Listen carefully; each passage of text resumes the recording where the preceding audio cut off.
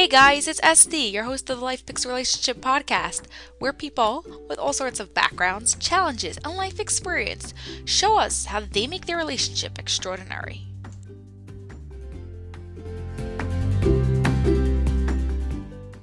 Hey guys, hope you're having an awesome day. I'm super excited for today's episode because it mixes the things I love most all together. Love, travel, and meeting new people. Literally, today's couple go motorcycling around America to go and find out what the secret of love was. Actually, that's not what they find out anymore, but I'm going to let them tell you their story. If you want to learn more about them, hear their podcasts, see the videos of their travels, go to loveinamerica.us. It's loveinamerica.us. Thank you so much, Scotte and Toni, for being here. I'm so excited. You want to start by telling us how you guys met? Oh dear. I'll take that one. I'll take that one. I first met Scotte when he walked in as the teacher's aide when I was in 7th grade sex ed class. And he was a 9th grader. Yeah. Yep. And he didn't know I existed until I was in high school. And at the time I was dating a mutual friend, an older friend, and Scotte asked me out and actually took me home on his motorcycle. Every dad's dream. Much to her father's delight. I show up with my guitar and his daughter on the back seat of my bike. And at the time his hair was longer than mine. So yeah, Dad went, yeah, that's a keeper. Yep. Every daddy's dream. Yeah, I didn't share with him that I was the student assistant for sex ed. No, that would have been it right there. So yeah, he took me out that night. He told me he was falling in love with me. Well, you came to the Muppet movie with me. How could I not? How could you not fall in love with somebody that in your senior year of high school, they take you to the Muppet movie on a Saturday night? Come on. Really? And then, just kind of went from there.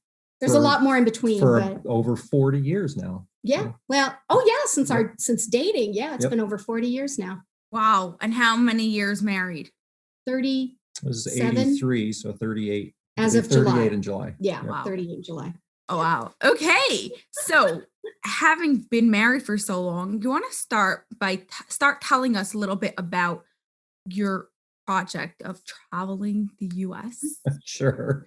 I'm going to let you take that one. we've in those 40 years we've been together, we've had a pretty eclectic background. We've worked in the music business together. We were Renaissance Festival performers for years. We've done just about everything together. And especially as our years have, shall we say, advanced, people increasingly were asking us, what's your secret? As if there's this big secret that you can impart to people or that you possess that no one else does, that you can make their lives, have meaning and purpose and love. And my favorite was telling him I'd tell you, but I'd have to kill you. Yeah. So. Which didn't scare anybody off for some reason. But, obviously we don't have that answer because everybody chooses their own maps and their own roads throughout their life. But love is so amazingly different and diverse. Love is exceptional, which is one of the things we've discovered. Maybe we can talk about as we go. But since we didn't have that answer, we kind of figured we knew who would, though. We've had a shared love of motorcycle touring for many years. And so we decided to hit the road and talk to as many different diverse couples from different communities and places and cultures backgrounds around the U.S. as we could, with an eye on writing a book about all these. We were looking for the capital G great love stories. And discovered that not only was that a little pretentious and naive, it was also missing something really profound. And that's that, there are some capital G great love stories out there, but the country's filled with, lowercase great love. And it wasn't just couples' loves, not just relationships. It was people's loves of the places where they grew up, their hometowns, the communities, the cultures that they're part of, the art forms that they pursue. Dogs. Dogs, which is big for us. We love dogs. All these loves tied together. And we also discovered that there's a profound loneliness across America. And people were just as interested, just as curious to hear one another's stories and to find out, make sure everybody else was okay and that love was out there. And they were just as eager to do that as they were to tell their own stories. And so our project kind of evolved from writing a book about the capital G great love stories and couples around the U.S. to really, frankly, trying to reunite people and reconnect them through one basic universal premise. And that's that we all love. Mm-hmm. We all love something or someone or somewhere. And if we can start with that, just that simple knowledge that connects us, all the other desperately necessary conversations we have to have in this country can happen. It'll be a lot easier. Because we don't start with contentious questions like, who did you vote for? What race are you? And who's a better cook? No, because I'm a better cook. You're only saying that because you're cooking tonight. Yeah, actually, yeah. And we get into, we interviewed a barbershop quartet college in Lexington, Kentucky called the Kentuckians Chorus. And they had this most profound thing as one of the quartets was joking around with each other. We asked them, how do you guys get along? How do you make this work? Very different group of people. And Tim, one of the singers, a tenor, I think, told us, he said, when people come in here, our only interest with them is to sing. That's the one thing we have. We have this one thing in common. We don't care about your life story or anything else about you. We want to sing together. And he said, once that happens, then from there you start building friendships and getting to know people. And after that, it's too late. It's too late. You invite somebody over for a barbecue and they start saying something that goes completely out of your realm and I still love him. and then when you find out that, they have some unusual political view or they don't like the band that you like, it isn't an automatic discounting of them. I'm not talking to you anymore. It's this incredulous, how could you think that? I don't understand. Talk to me. I want to. Yeah. And we need to get back in this country to wanting to understand one another. Mm-hmm. Yeah, that's for sure. So you're saying that we all have this thing of love, and that is the one mutual thing that we all have. Now, if we meet a stranger, whoever that is, whatever their background, the first thing you would want to do, obviously with that mindset first, everybody loves, but are you suggesting that to find something in common with them right away before anything else? Yes and no. I think a lot of that comes for what we do. Yes, because that's our first question. Tell us what you love. I mean, you ask somebody that question, I don't care what backgrounds you guys are from. I don't care how diverse it is. They're like, oh, and they'll start talking because everybody loves talking about what they love, or most everybody. Have you met someone that doesn't? No, not yet. We have met a couple of people that were didn't want to discuss it on camera. Yes, that we talked off That's camera different. because they weren't comfortable talking on camera. But other than that, no, people love to talk about what they love. When you meet someone like at a park, usually there's little things like we've done this when we're looking for interviews and we're in a park or something, and you don't just wander up to some complete stranger Two in your bikers full walking up to you leathers and going, hey, tell us your love story. Yeah, they kind of freak out a little. So we'll do things like, because we love dogs. I joked about that, but I can't tell you how many good interviews we've gotten by talking to people about their dogs, because we have dogs of our own. So we always go, oh, and we show them pictures. We have 2 kids. No Hey, pictures. what's he called? That one's Dude. This is Dude. Dude, He's hey. laying on the couch somewhere. So that's how we start. Usually there's something like, I don't know, you're at a baseball game, oh, who's your favorite team? You're at a park. Oh, I love the dog. Or they're smelling flowers. It's like, oh, isn't that beautiful? I wonder what that, or if because I'm a big geek about that too, I'll go, oh my God, I didn't know that they could grow dendrobiums. Thank you, out here. You can find things that connect just by listening. That's the key, is just by listening to other people. Well, I think I'd back up a step too. It's not, for most folks, it's not, you're not going to go up to somebody and start asking them the kinds of questions we do. What's your favorite band? Yeah, because this is kind of what we do, and we're sort of used to it, and it's a little awkward at first. In fact, it's really interesting. You get to learn so many things about just humanity in general. Being awkward and vulnerable with people is one of the best ways to get them to accept you. When we tell people, can you help us out, or give us a hand, or would you? People want to help. People want to help, and they really want to do. answer. The most folks are really cool. But I think for most people, we're not going to ask those kinds of questions. It's just knowing, you said you come up to a person who's really different than you. Just knowing, making the assumption, this person has something they love. You don't know what it is. Mm-hmm. They're going to be a mystery to you, but just acknowledging a shared humanity. One Pie thing works really good. Pie? Pie. No, pie works pie great. Should try that. We should try pie.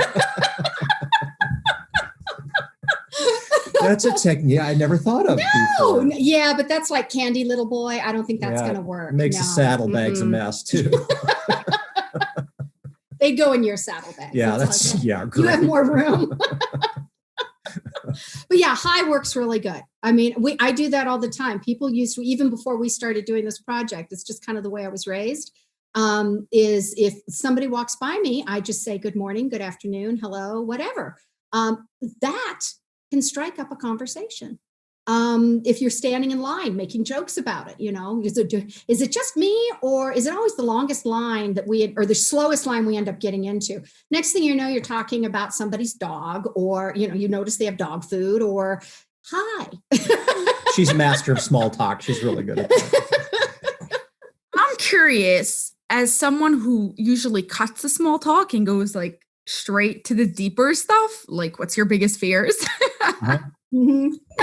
How do you do that with strangers? Obviously, asking someone what do you love is a really good question to go and get there. But what else do you do? Oftentimes, our card is enough to pique people's interest and get them, because when they look at that card, it says "Love in America, Love Story Hunters." Most people will do a double take on that and look at us and go, "You're a what?"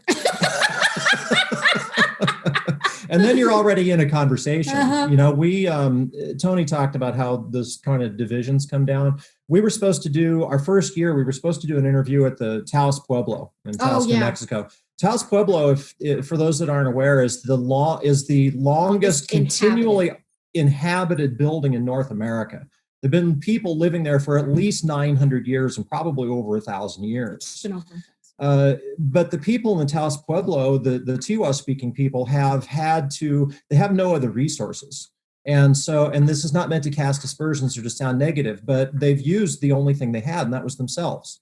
They've made themselves the attraction. Mm-hmm. And so the front rooms of many of their dwellings are open. So tourists can come by and sort of see how they live. And one of the fellows, jewelry maker there, actually had a sign out in front of his door that said "Real Indian Stuff" for the tourists. They don't realize that there's 1,200 different Aboriginal cultures, Native American cultures in the United States.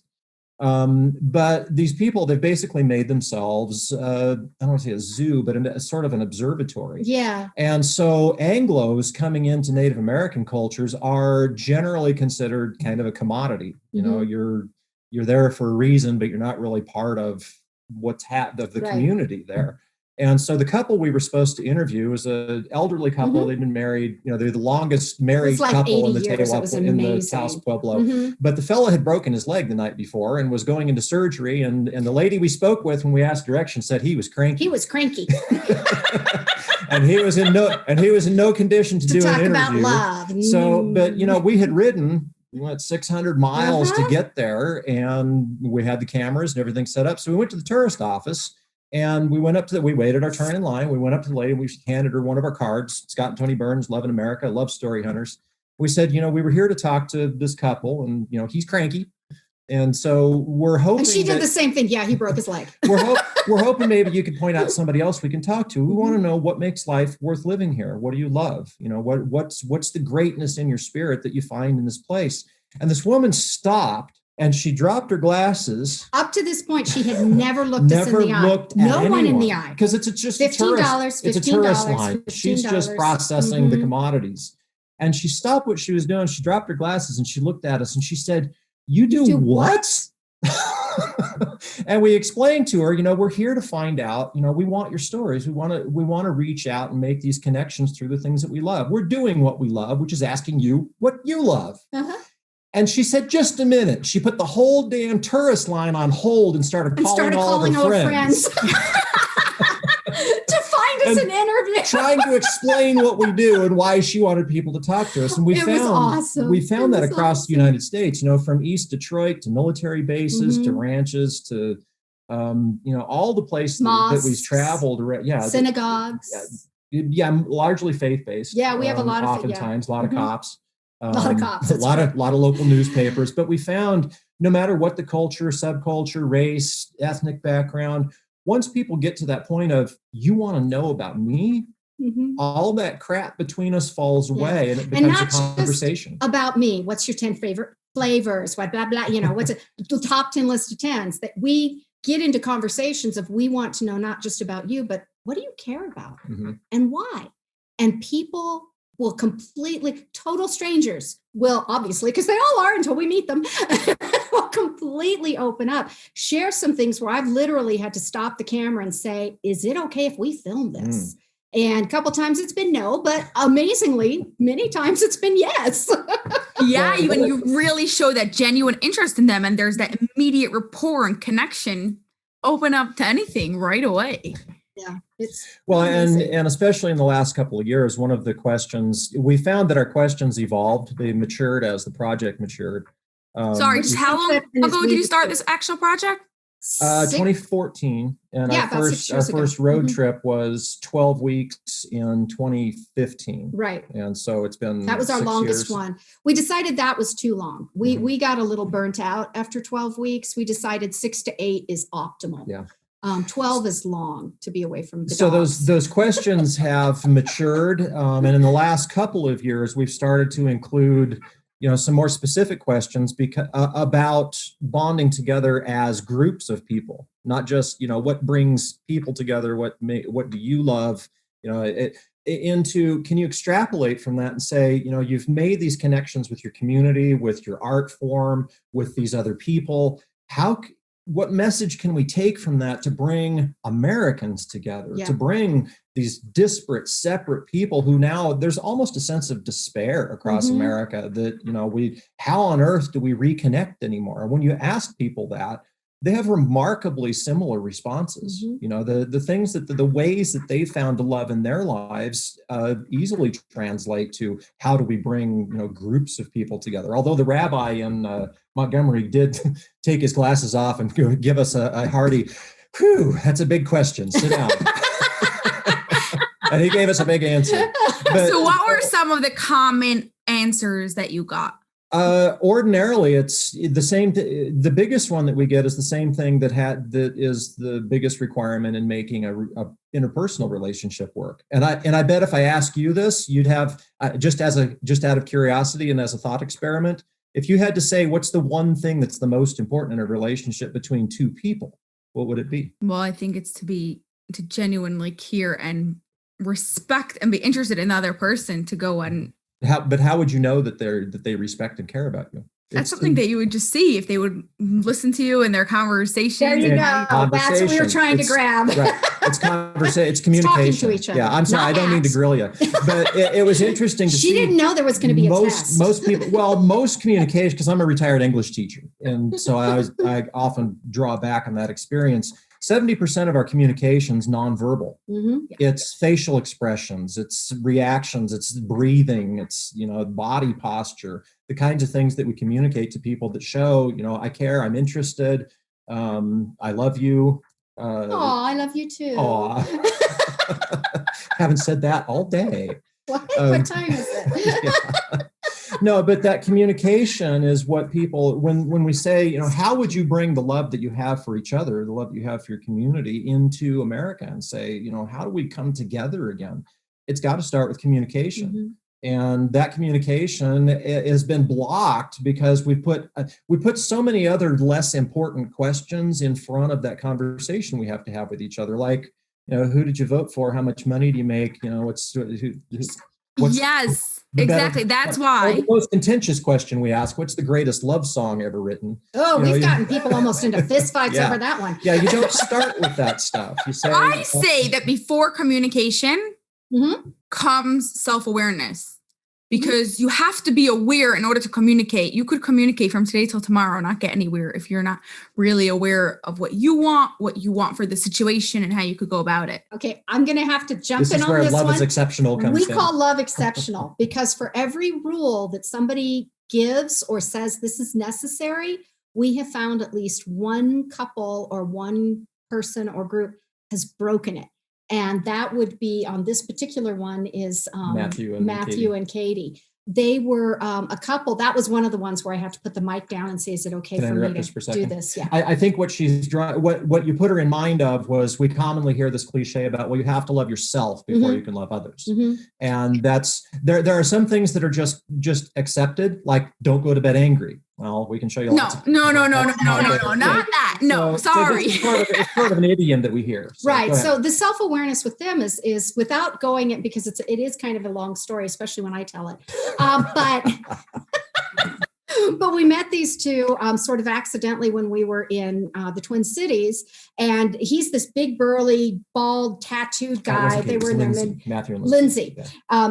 Big, burly, tattooed, bald guy wearing this bright pink shirt. They just got done with some kind of a race, and she looked like the typical little numbers pinned on. They were so cute. She looked like this typical little urban gal or suburban gal. She had a little ponytail, and they were just so cute together.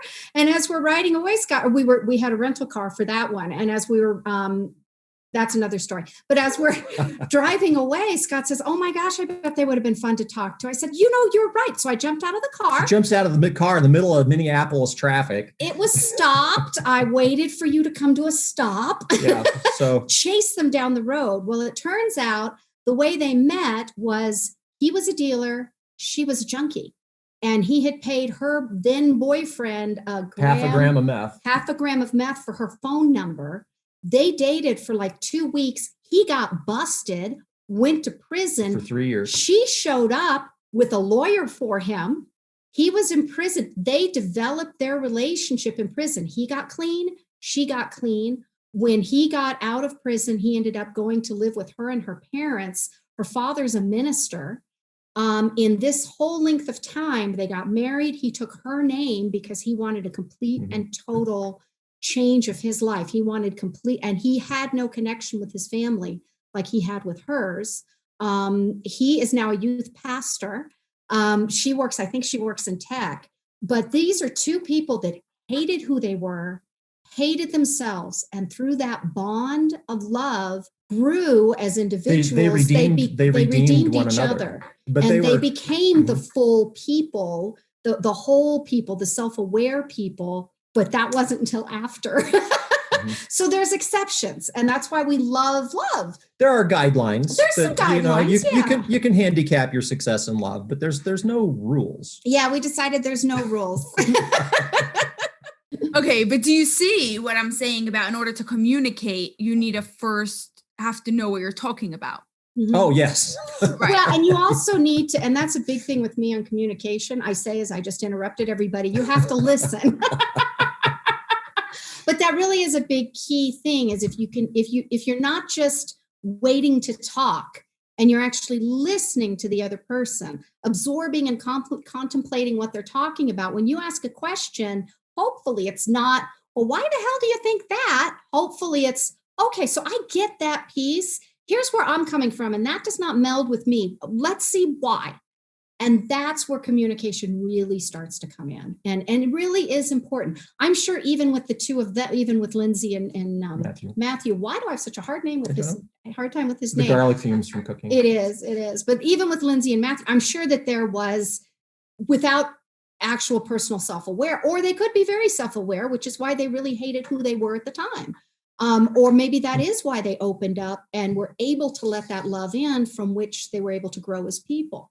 So I won't disagree with that. Again, now I'm going back to the whole telling a longer you story. have no disagree. It's my opinion, and I still love you. It doesn't stop anything. You know, we can each have our own opinions, and it doesn't make a difference. Right. And that's one of the things we used to joke about, is that's a word that's said too much and too little, is I love you.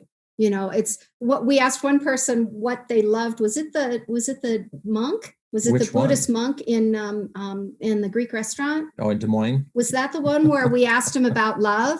And he goes, well, that's a tricky question, because I love chocolate. And I love my wife. And I love, well, it wasn't his wife. It wasn't his ex-wife. Yeah, whatever.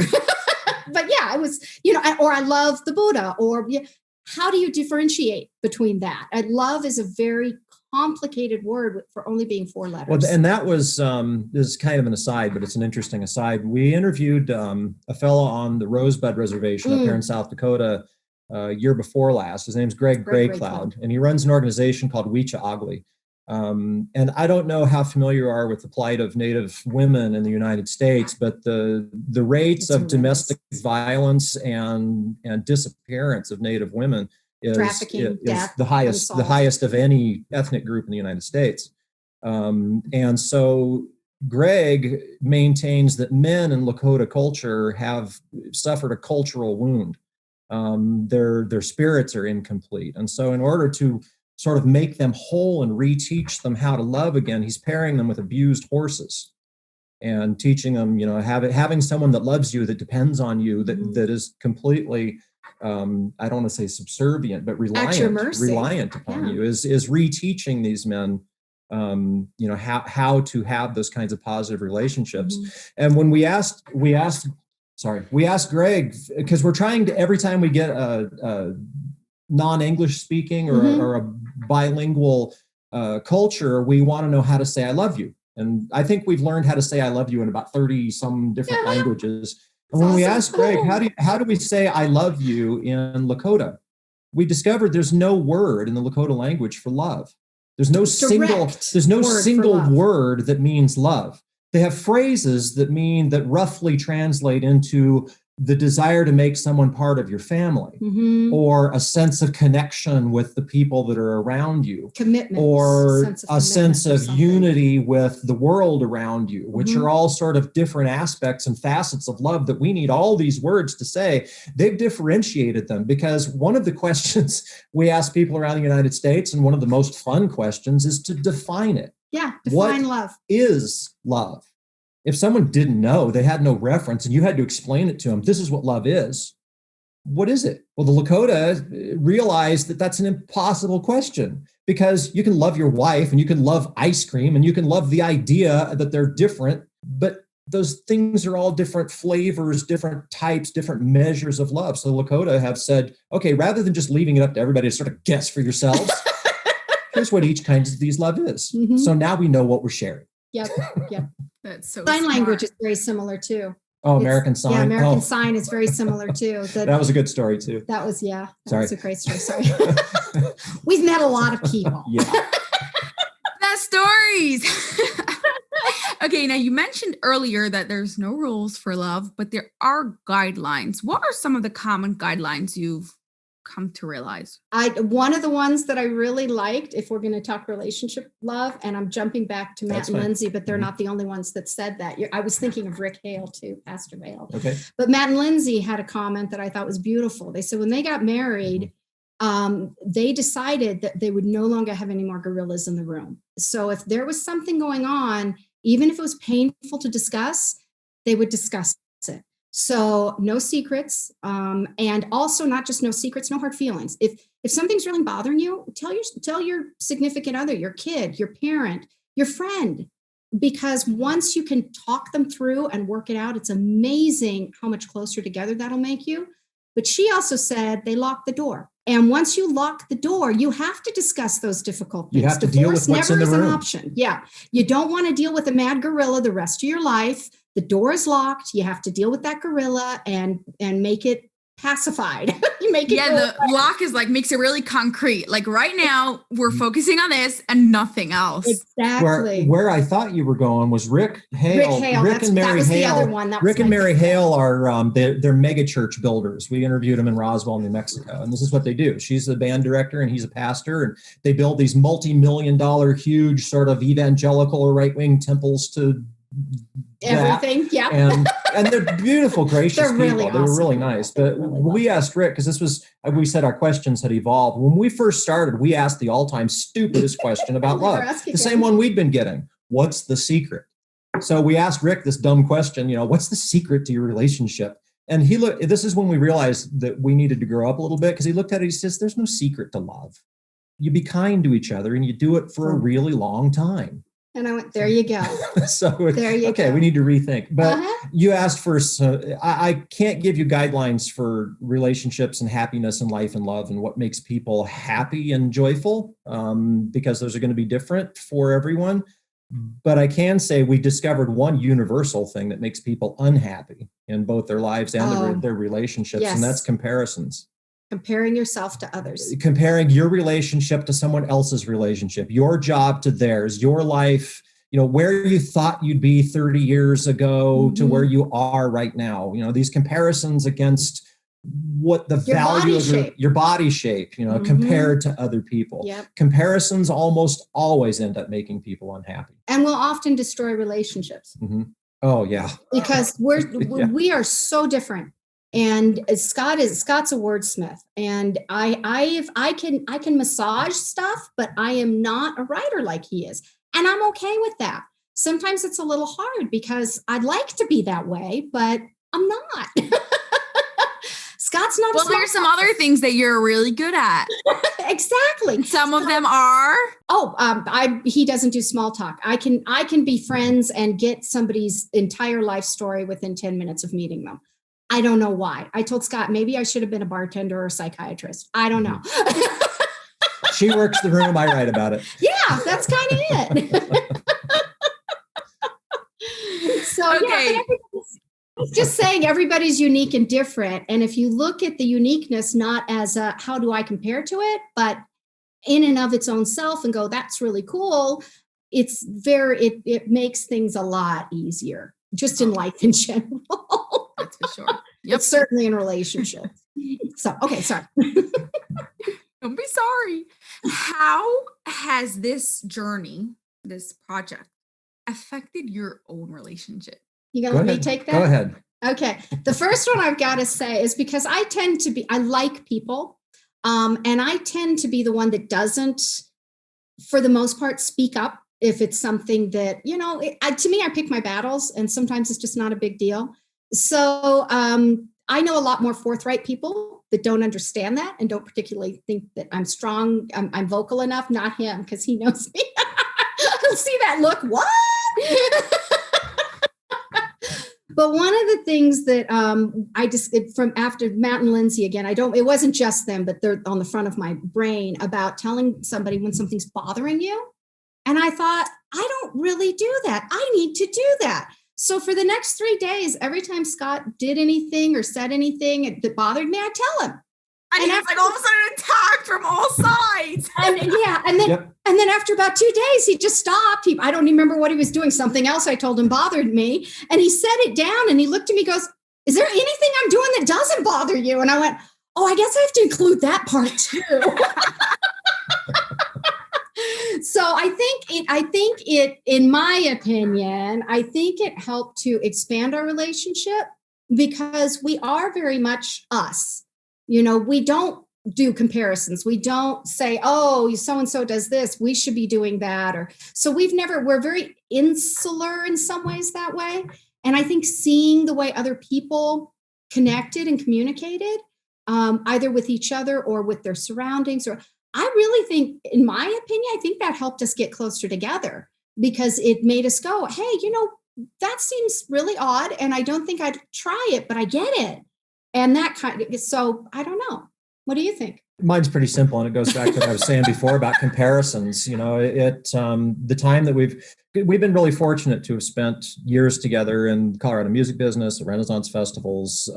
We've done raising kids, raising dogs, pretty much everything together for 40 years. And when you're together that long, it's hard not to make those comparisons and say, of other people that have been together 40 years or, where we thought we'd be.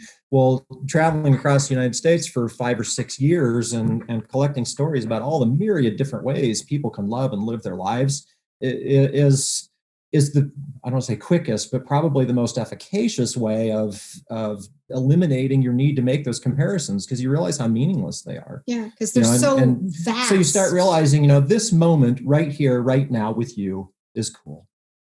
You're so much more zen than I am. Truth to be told, some people would like what Scott said better and some people would like what you said better, and they're both awesome.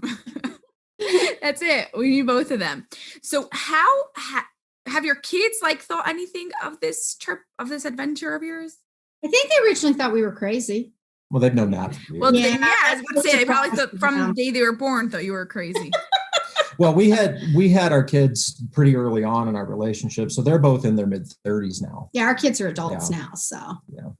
So Well, they're they haven't older. really voiced much opinion on what we do one way or the other.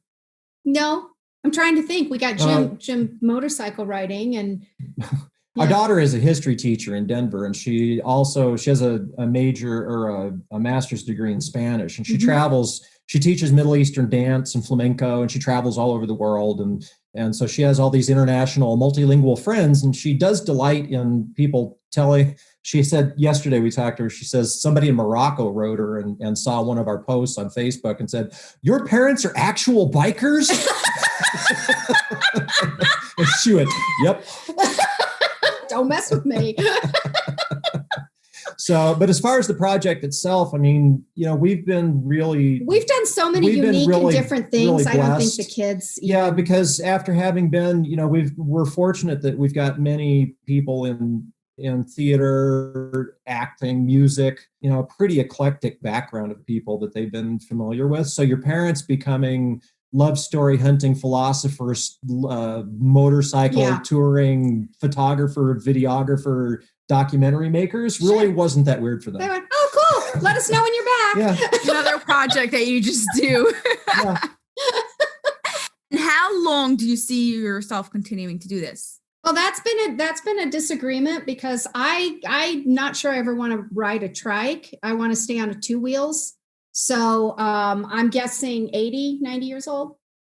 Because once I'm not stable enough to be on a 2-wheeler, I'm not sure I want to go to a trike. So I'm not sure what by this. What do you mean doing? Meaning now you're consciously going around meeting, trying to find people's stories. Now, obviously, once you do this, wherever you go, you're going to find people. Whenever you meet someone, you're going to go and you're going to ask them. But how do you see yourself like, okay, so we're going to be doing this for another year or 2, and then like we might be doing something else?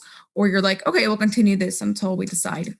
No, I think this is our life's work. I was going to say as long as it's needed. And I think that's going to be probably longer than we're. Well, especially as we emerge from, this recent era, almost think of it like this purgatory Groundhog Day that we've been through for the last year, especially. People are going to be eager for some hope, connection, a little bit of adventure. Yeah. So I think the stories that we have to tell and what we're doing and how we're going about telling them, and I think the lives that we live are going to be something that are going to interest people and offer some real hope. Yep. And so, if you had to say how long in your life do you think you'll continue offering hope? Forever. Till the day you die. I hope so. Till afterwards, you will continue living on. Yeah. Curious to know, how has COVID affected this actual thing or not really? Okay, it was tough enough walking up to complete strangers in full combat gear and trying to get them to tell you about their love stories. Doing that in a mask is much worse. So, well, and we couldn't travel, and we can't travel because we couldn't stay anywhere. You can't stay anywhere, and a lot of the different municipalities and states and districts have different restrictions, and so. Right. So it put the kibosh on the last road work we did was in 2019. Yeah, and we won't be doing any. Well, we don't know about this year. We're still waiting to see what happens with the vaccine. If we get some production support, we may be out late fall and try to do the desert Southwest and somewhere that we can actually be riding in September and October. Which isn't up in South Dakota Black Hills. Yeah, getting the bikes back up here in October might be trouble. But so yeah, no, it's affected just because so much of what we do has to be face to face. People will open up to you. I mean, it's hard to meet somebody on Zoom unless you've already connected with them before. Yeah. So the face like go to a stranger. They're not gonna. They need a link. They need everything. Exactly. And a lot of people, and I'm one of them. If I don't know you, I'm not clicking that link. No.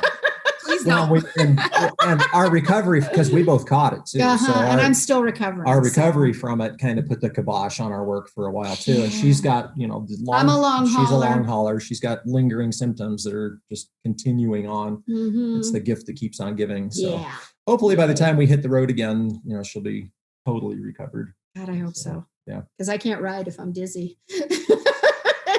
And I'm not riding on the back anymore. So it's okay, so before I ask you my final question that I ask everyone, I'm just curious to know, love is exceptional because every rule has an exception, but what is your most common rule, I should say, or the rule that you found the most important for relationships? I still would have to come back to respect. Because if you don't respect somebody, it's really hard to love them.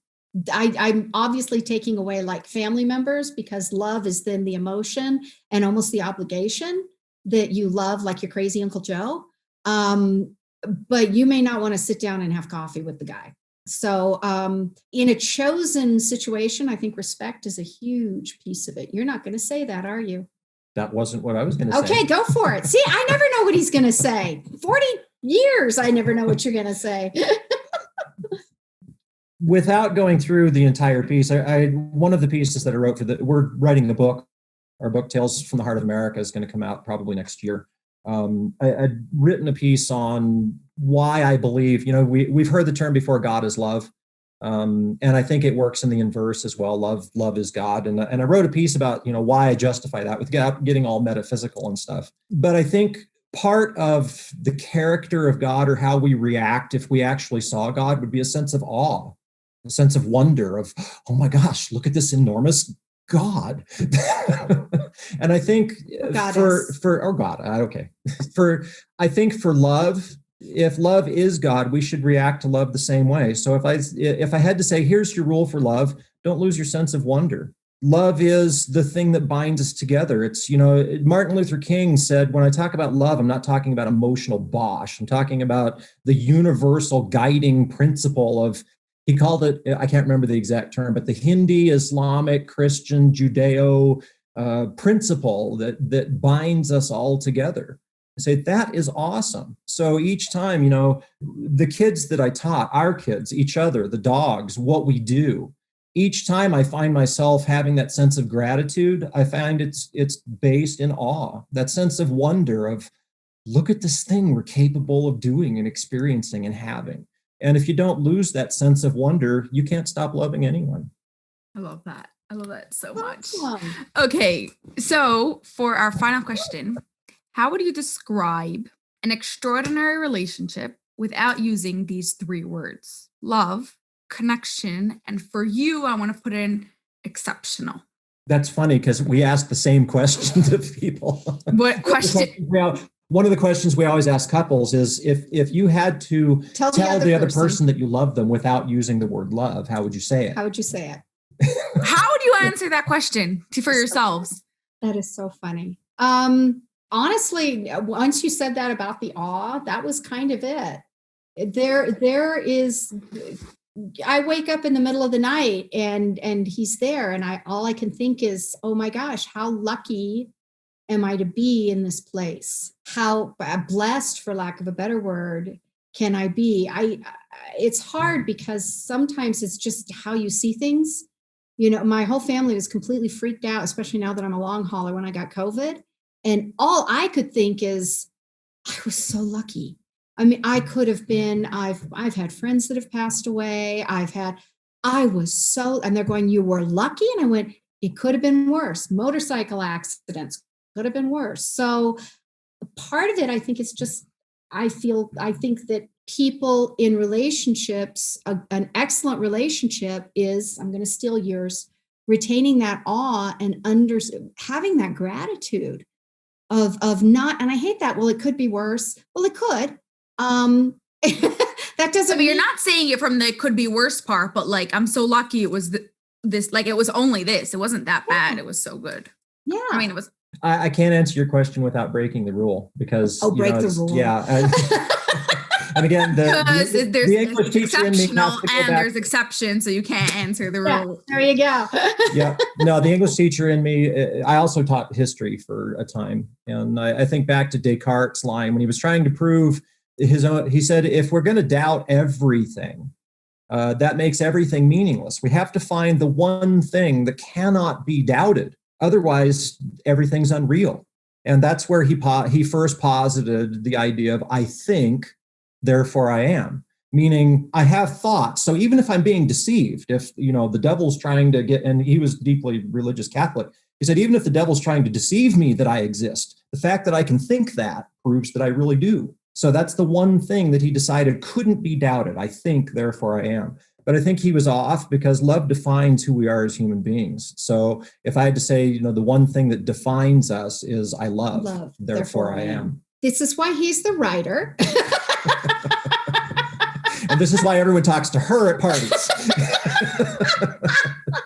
And people who like deeper conversations talk to you, or maybe they start with Toni and then they get to Scotte later, right? I'm the appetizer. He's the main course. And I only do one-on-one. And then I'm dessert again. Yeah. So it's hey, one-on-ones only. Yep. Next. Okay. Well, thank you so much, Scotte and Toni. This was amazing. I really enjoyed talking to you. Oh, we appreciate the invitation. We really do. Any opportunity to talk to a fellow human being about love is right up our alley. So thanks for the chance. Thank you.